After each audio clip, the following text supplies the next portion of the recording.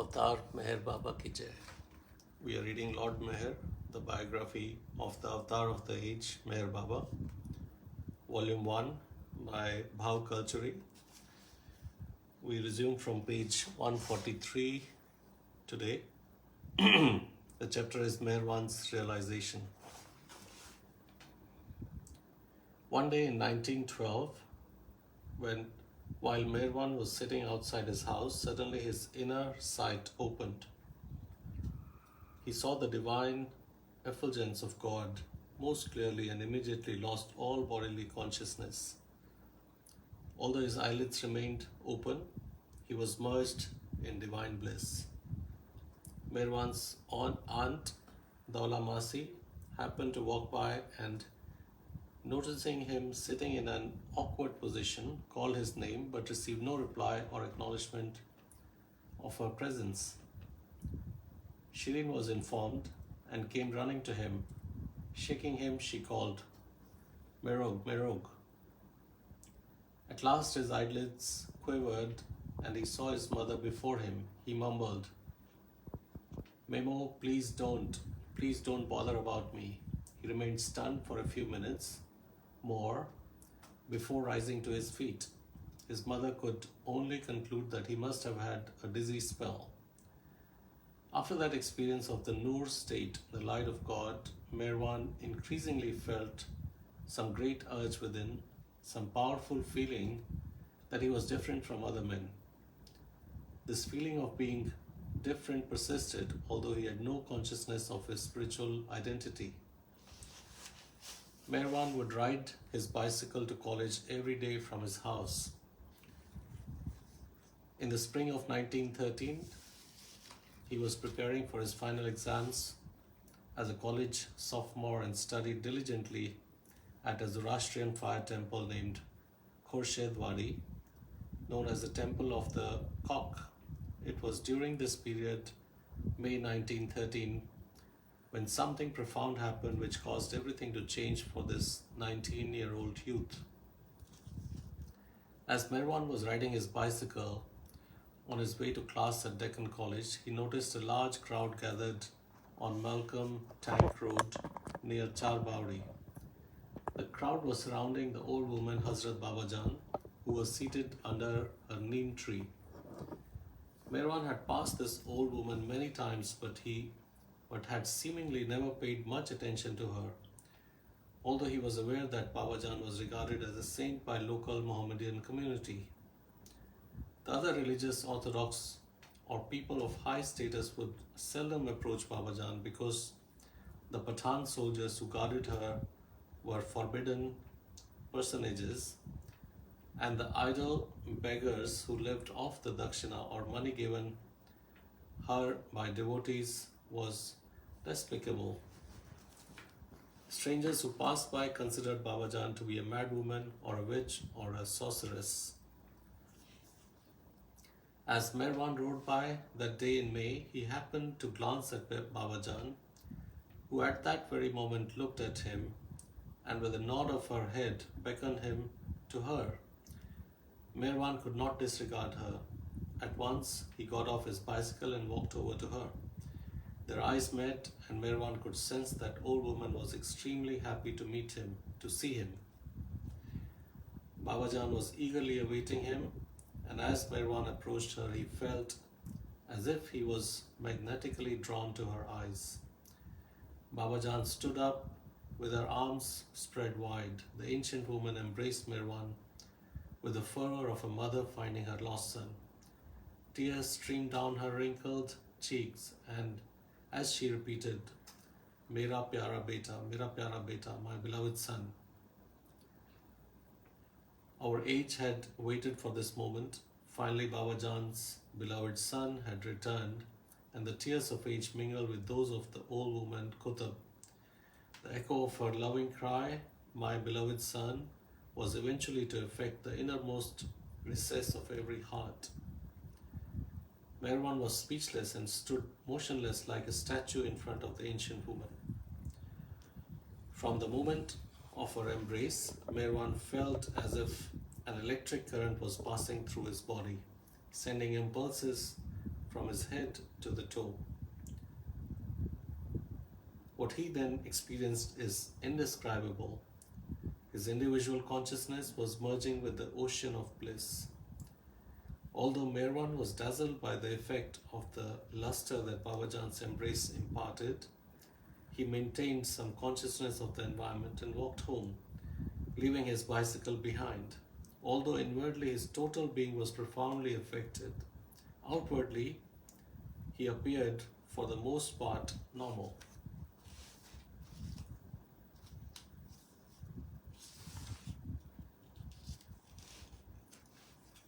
Gradually, however, the young man lost interest in all his studies and was also indifferent to participating in the sports or games. As the weeks and months passed, he preferred more and more to be left alone, where one was no longer enthusiastic about anything in life. In every aspect in which he had excelled, he became a failure. He was unable to concentrate on anything and was unable to communicate to his family, teachers, or friends what he was experiencing. Life was now totally empty except for one person, that ancient woman. The only thing Mirwan did regularly for next 7 months was to visit Babajan from that day in May 1913 onward every morning. For hours he would sit by the old woman's side, sometimes very late into the night. The atmosphere surrounding Babajan made it difficult to believe that she was a holy woman. Babajan was surrounded by ruffians, the Pathan soldiers, her bodyguards, parasitical beggars, and even thieves who would not hesitate to steal whatever a devotee placed as a gift before her. Some say love is blind, but love sees beyond good and evil. And it was the inner link of the divine love which had been established between Mirwan and Babajan. Thus, every evening, without fail, Mirwan would go to Babajan. He did not care about the remarks of people who shook their heads and criticized. Such a good boy was Mirwan, the son of religious and respectable parents, that he should visit the haunt of that which is a sin. His good name and admirable character was slandered, but it did not concern him, for with that one embrace from Babajan, Mirwan's life in illusion ended, and the merging of his life in divinity began. When Babajan and Mirwan would sit together under her tree, they seldom spoke. One night during January 1914, as Mirwan was about to leave, he kissed Babajan's hands, and she, in turn, held his face in her hands. The time has come. The time had come. Babajan held Mirwan's face, looked deeply into his eyes, and with all her love, and kissed him on the forehead. Turning to her followers nearby, she pointed her little finger at the dazed Mirwan and declared, "This is my beloved son. He will one day shake the world, and all of humanity will be benefited by him." Mirwan just stood there, for as soon as Babajan had kissed him, he became insensible. He had lost his grip on the mind, yet somehow he mechanically retraced his steps back home. His mind had no conception of anything in his surroundings. His body was moving, although he was unaware of what he was doing and where he was. In this state of entering obliviousness, about 11 o'clock in the evening, he reached home and went straight to his room to lie on the bed. The lifting of the will had occurred through an extraordinary divine experience. Within 10 minutes of lying down, Mirwan again experienced the same feeling he had experienced after Babajan's embrace in May, but now it was intensified 1,000-fold. The light came. He felt as if millions of watts of electric current was speeding through his body, dissolving his flesh and bones. He had no body. His being now consisted of electricity. His body had transmuted into light. Mirwan's breath was stifled. He felt as if thousands of hands were strangling him, as if his heart were about to stop. Panic overwhelmed him. one cannot imagine how terrified he was. For instance, take the fear of a man who does not know how to swim. Supposedly, he is forcibly held under deep water as he starts to drown. The man experiences fear due to suffocation and the certainty that he is about to die. Or take the terror of someone being violently strangled to death. Even when compared to these, there was a vast difference in the fear and the fright that Merwan experienced that night. His experience cannot be grasped by intellect. It had to do with the vacuum of the nirvan or fanafila state of self-annihilation and the rising of spiritual consciousness latent in each soul's infinite unconsciousness. The cause of Merwan's terror was the total loss of his individual identity, his drop soul identity. He was at one point crossing beyond his individuality, his dropness becoming universal, becoming that which exists eternally since the time immemorial. He had entered the beyond. The veil that the five perfect masters had drawn over him had been torn away by Babajan's kiss. Merwan was gone. He found himself to be the infinite self, the ocean of God. He had gone beyond the creation point. Merwan had been drowned and absorbed by the ocean, the infinitude of God. He found himself to be infinite, beyond all creation. And when he had gone beyond, Merwan was no longer human conscious. Merwan was given, through Babajan's kiss, the infinite consciousness of being God. He was now God. He had regained his infinite consciousness as God's. He had lost his awareness of time and space and of his body and mind. He had only the consciousness experience of I am God, I am God, I am God. Nothing else existed.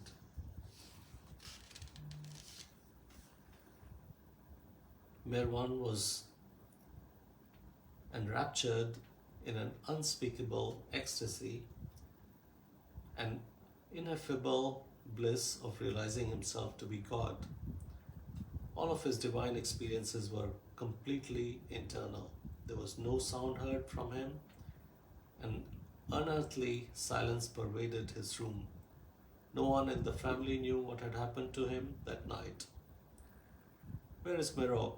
Did you see him go out early? Shirin asked her family the next morning. I'll see if he went back to his room.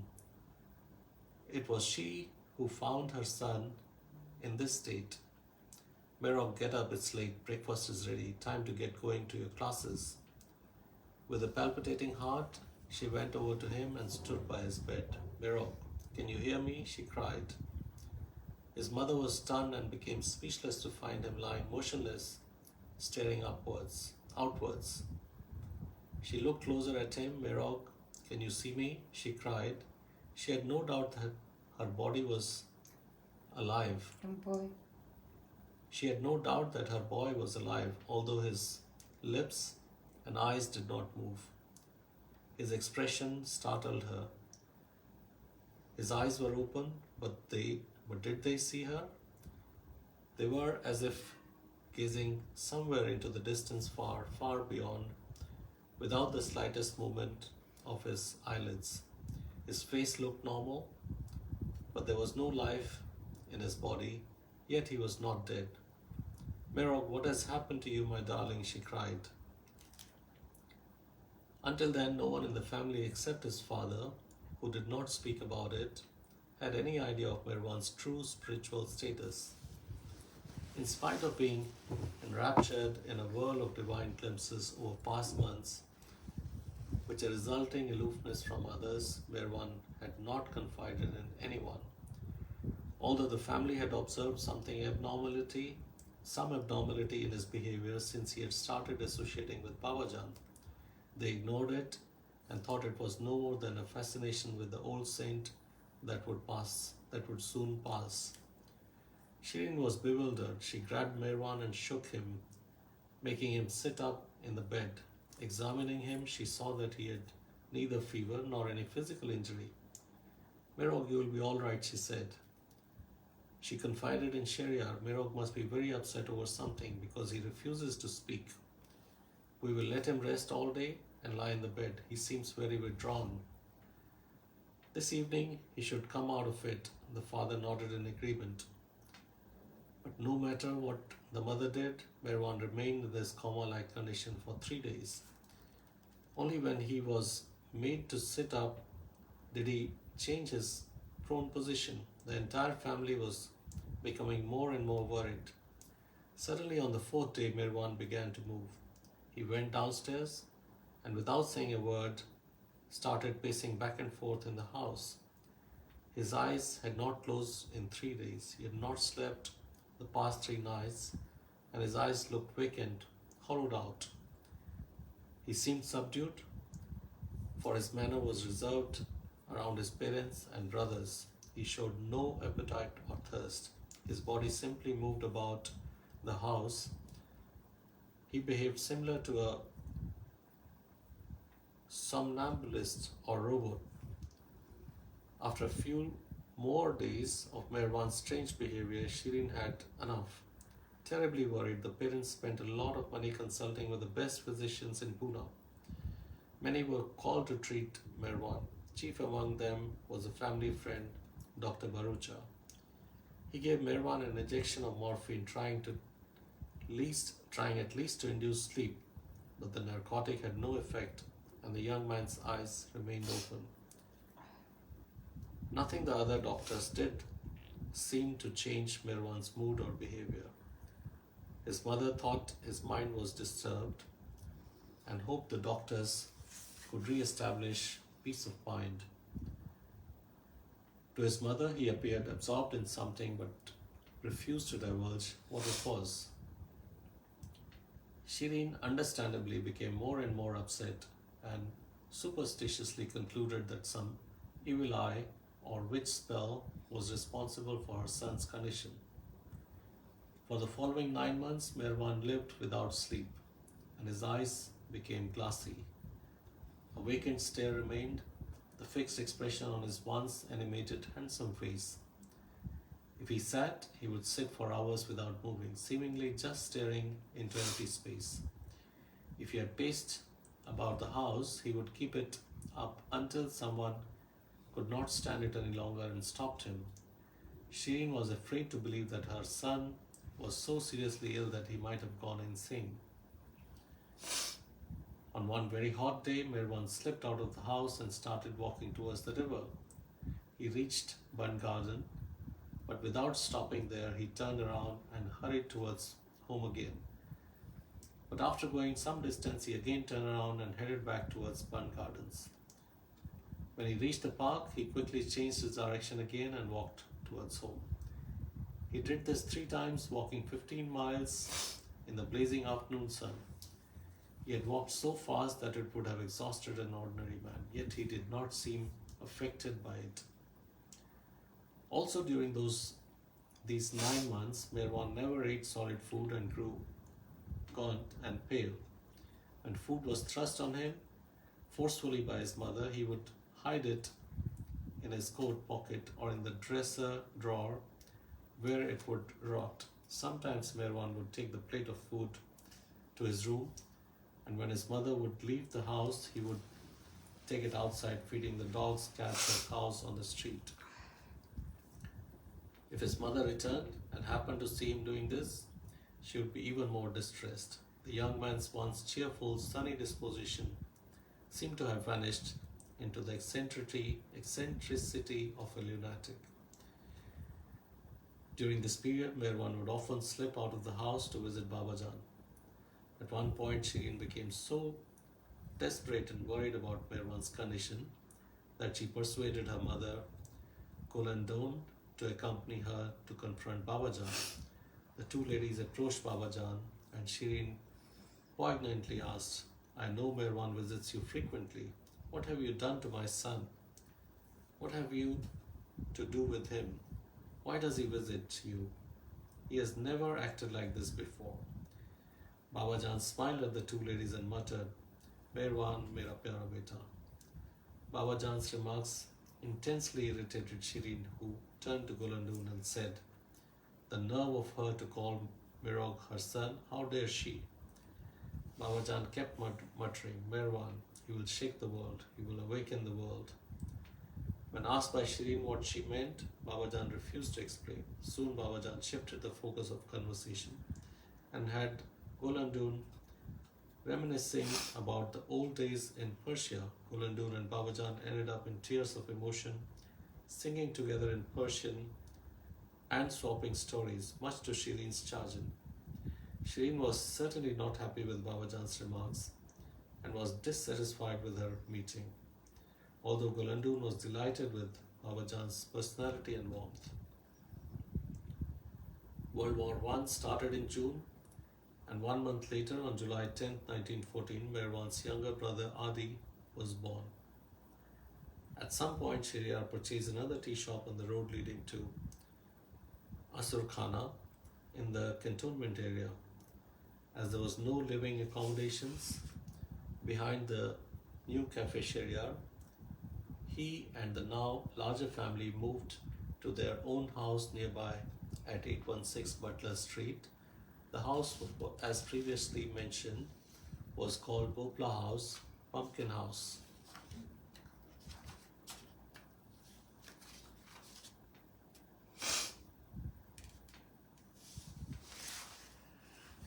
During this period, Merwan spent more and more of his time alone, aloof and out of communication with his family.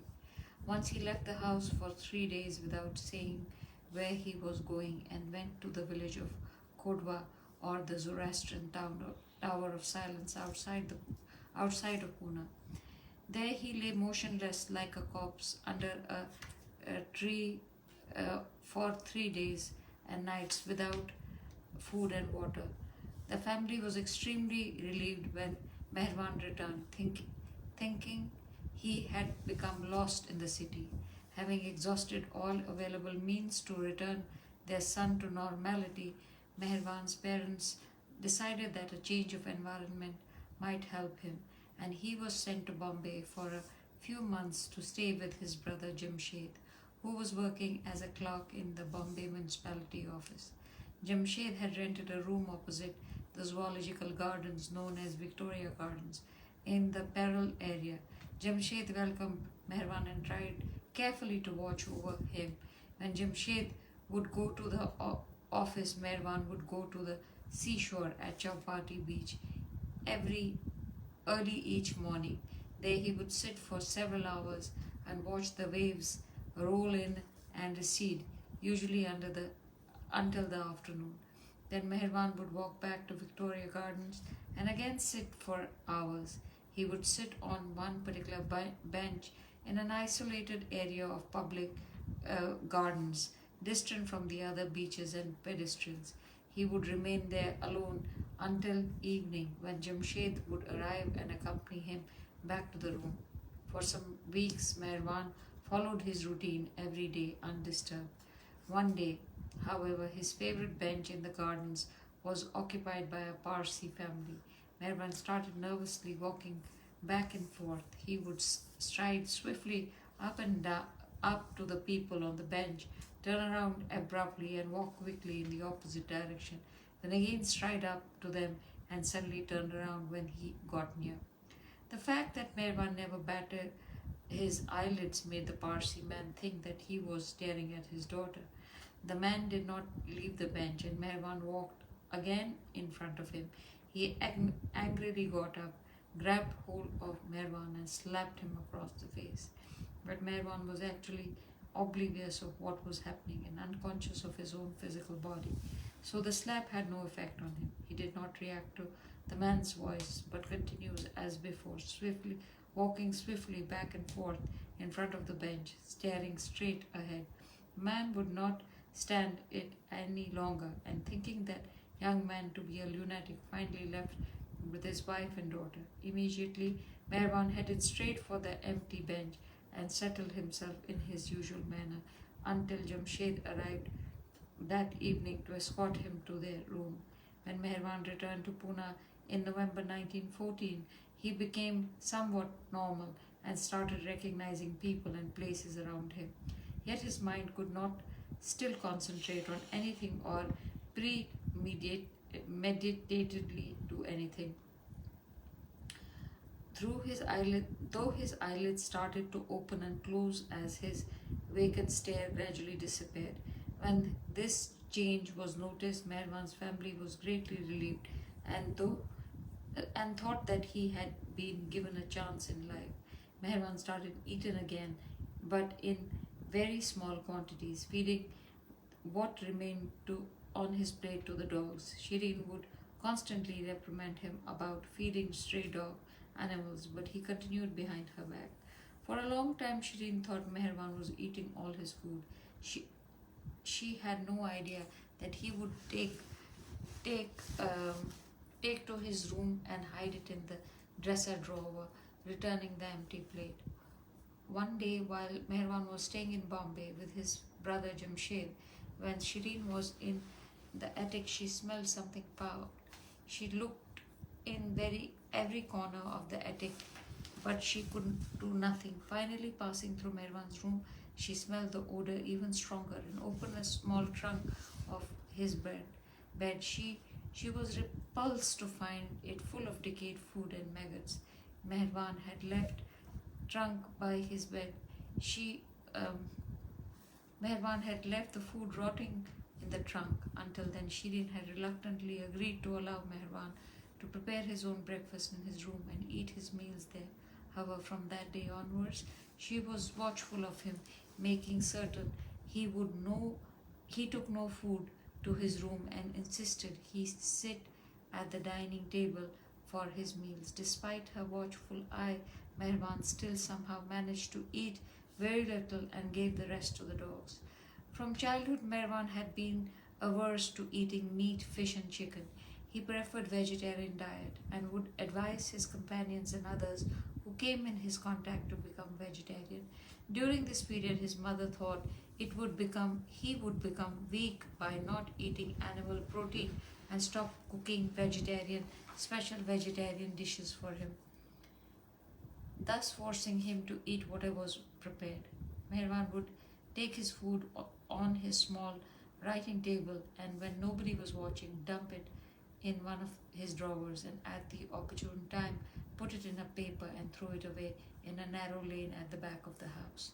Meherwan had selected a tiny dark cubicle for himself upstairs in the attic at Bhopala House. His tiny hideaway was referred to as Chormal, the, the thief's den, and during the process of regaining normal consciousness, he would spend the whole day sitting there in solitude, in total darkness. On rare occasions, he would go out for a stroll with his former friends such as Kaudu, Behram, Hossam, Freedom, Ferdam Irani named Fardun Irani named Behramji, who had migrated to India from Persia. Except for a walk with one of these fellows, Meherwan would remain in his tiny room cooped up in the dark. During the strange days, Meherwan suddenly decided he wanted to visit an important place of pilgrimage in Gujarat. He decided to go with his brother Jamshed and four of his friends, Beli, Khoda, Behramji, and Lattus.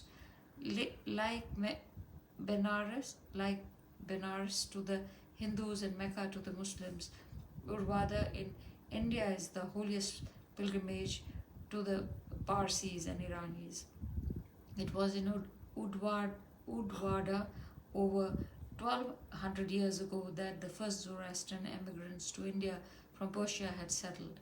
The first Zoroastrians brought with them the fire of Zoroaster and established a temple to house this sacred fire started by Prophet Zoroaster over 7,000 years ago. Zoroaster established the worship of fire with all Zoroastrians continue. The flame in fire temples all over India are segments of the original fire brought to Udvada, which is guarded by the temple priests, never to be exhausted. Meherwan and his four companions set out from Pune to Udvada to pay their respects at the oldest Zoroastrian fire temple in India. They spent 3 days at Udvada, and each morning the young men, led by Mehervan, would visit the fire temple for prayers. Afterwards, they would sit under the shade of palm trees or take a walk along the sandy beach. On the first day, when it was time for their meal, Mehervan's friends sat around a table and enjoyed a delicious meat dish, which he, as a as a sign of respect for the purpose for which they came, sat on the floor eating only bread and potatoes. All five friends were impressed by his serious and devotional demeanor.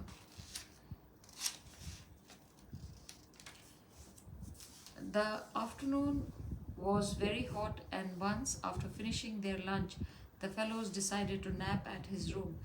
As they were about to leave, Mehervan suddenly began singing a song in Persian with deep fervor.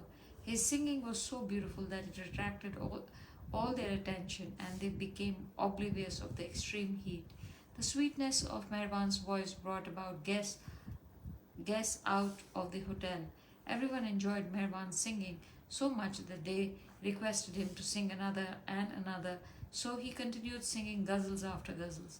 Some were commonly known and some were of his own inspiration. An elderly gentleman was so affected that he remarked about Mehervan in a pronounced manner. The glow on his face while he sang and the ghazals he himself composed to the glory of God lead me to believe that someday he will be a great man whose name will be known throughout the world.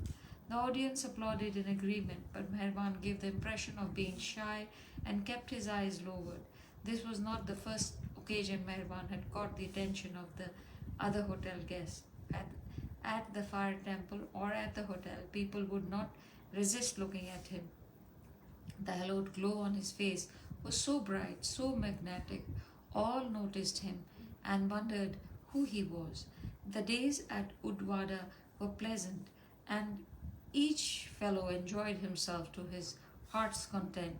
They played music together, sang and danced, but the only thing that was forbidden by Mehervan was hard liquor. Even in those days, Mehervan's friends respected him so much that they instinctively obeyed him and did exactly as he said. He had forbidden them to drink any alcoholic drinks except beer and toddy, an inexpensive fermented drink from the toddy palm, and they had promised to comply. Mehervan had taken responsibility for the journey by paying for everyone's fare and expense, and they felt honor bound to comply with his wishes. From Udvada, the group travelled by train to Navsari, Surat, and Bhuj along the western coast, staying for 2 days in each town. In spite of Mehervan's prohibition, but Bailey would not stand it any longer, simply drinking beer and toddy, and entreated Mehervan to allow him to have some whiskey. Despite several requests by Bailey, Mehervan refused to compromise.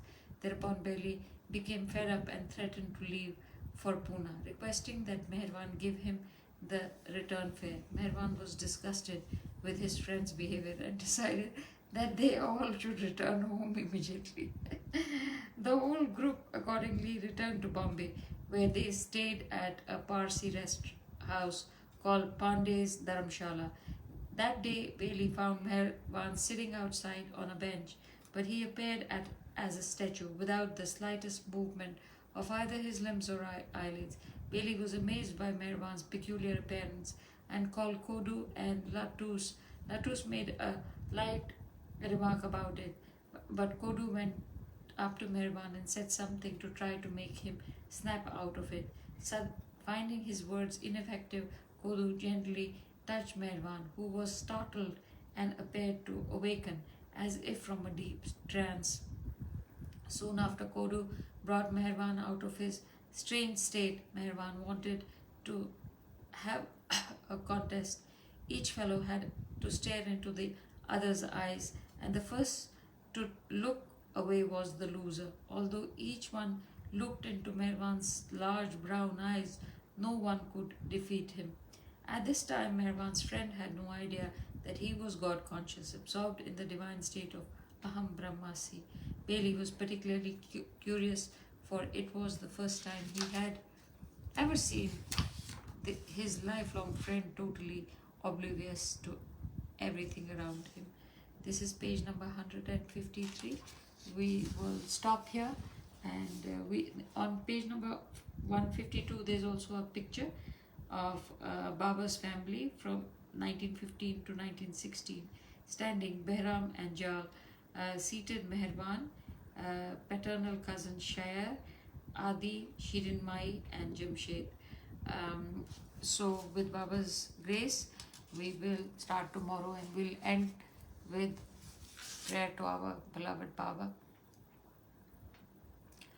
Baba मैं चरणन छोड़ न जाऊं, दाता मैं चरणन छोड़ न जाऊं, जहाँ मैं तुमको सुख लागत है, जहाँ मैं तुमको सुख लागत है, वहाँ बिन कछु नहीं चाहूं, वहाँ बिन कछु नहीं चाहूं, बाबा मैं चरणन छोड़ न जाऊं, मेहर में चरणन छोड़ न जाऊं, तुम जैसे राखो वैसे रहूं मैं, तुम जैसे